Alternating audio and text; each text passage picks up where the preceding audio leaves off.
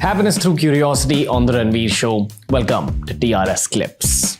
I saw an interaction you had, I think, with Karan Johar, where one of the questions was centered around sex and sexual activity. Are you tired of being asked these questions? Ask me. What was this whole sexual angle? Where, and I'll tell you why I'm asking you this. Even when we were growing up in Mumbai or Delhi or wherever, urban India, if we ever brought up Osho, you'd have some relative commentary. Many people used to just have sex in those ashrams. What is the truth about this whole sexual activity situation that happened back then? And I don't trust Wild Country in this case because I feel edits can create wrong narratives. Let me tell you, sex happens every day in every family. Not only that, much abuse also happens in many families across the world. Why people only talk about Bhagwan's ashram or Bhagwan's community to enjoy sex? Now I tell you teaching of Bhagwan about sex. Sex and sexuality is the basic energy every individual has. If you want to tap into your creativity, you have to understand your sex and sexuality. We are so obsessed and preoccupied with sexuality, its perversion, and how to get to the goal of sexuality, that we don't even think about it and we violate other person's right of individuality. This preoccupation towards sex kills the creativity in you.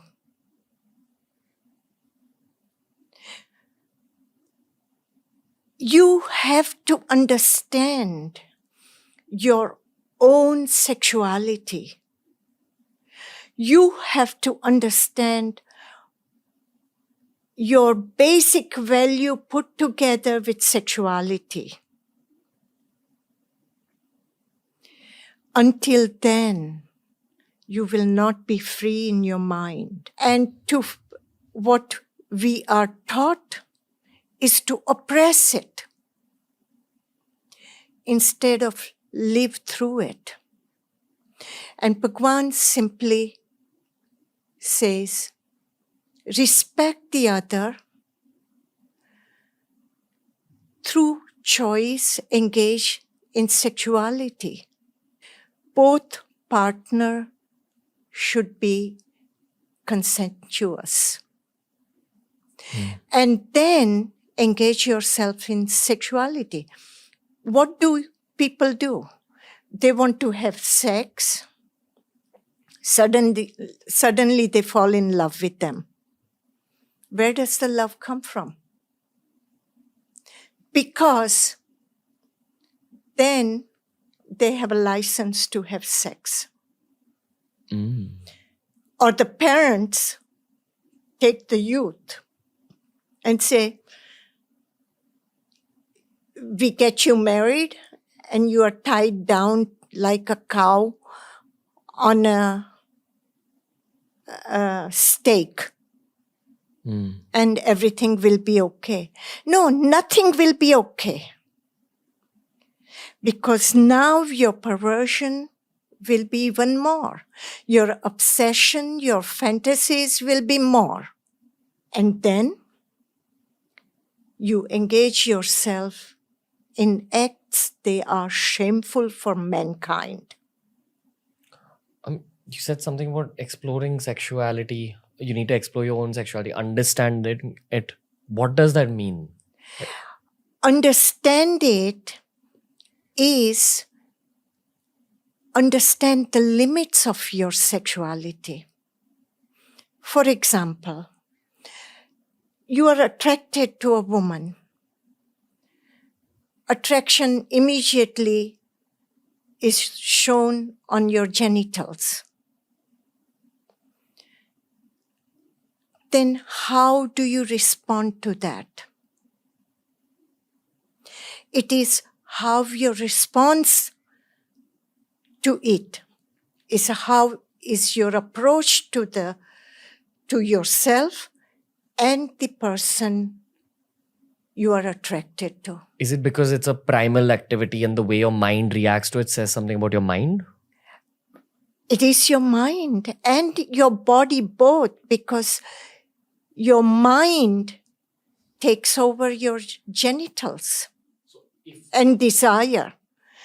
This is why in 90s, many psychiatrists told people who were impetus or who were sexually not motivated to watch the pornography.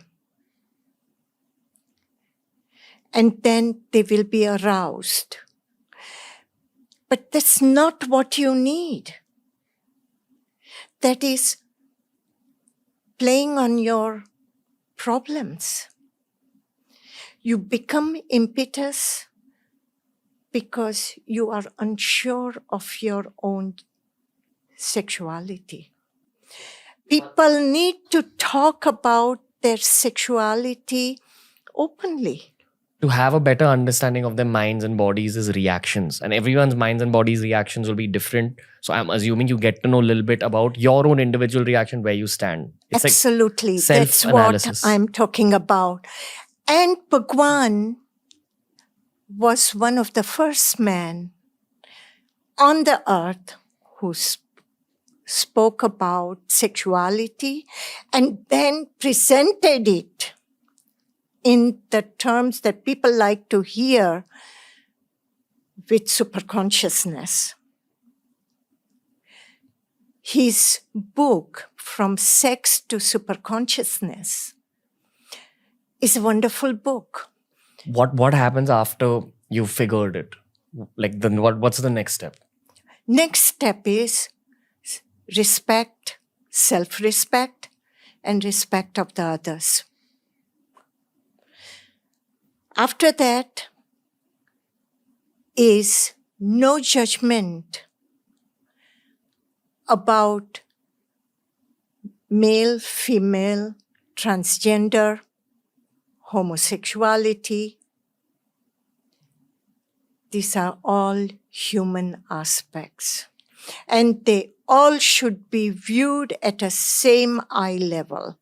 But isn't sex just like one other human thing? Like, is it really that much at the center of your mind? Modern man suffers in it.